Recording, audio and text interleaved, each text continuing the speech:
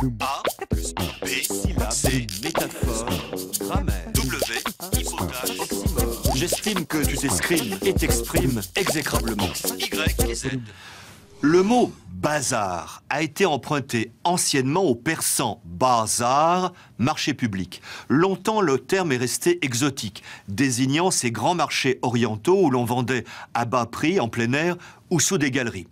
Bazar était le terme général, souk réservé aux marchés arabes.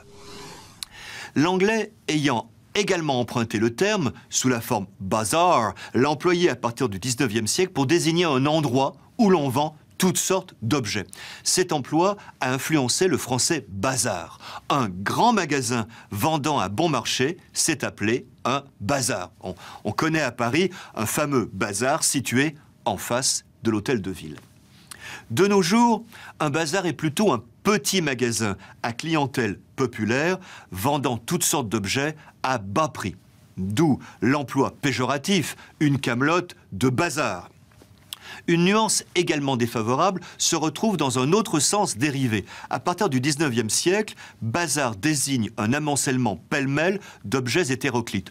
Un vrai bazar. Et ce n'est pas non plus de façon très favorable que le terme en est venu à désigner ce qu'on appelait à l'époque une maison de tolérance. Notons à ce sujet un curieux chassé-croisé. Bazar s'emploie familièrement aujourd'hui pour désigner le désordre, la pagaille.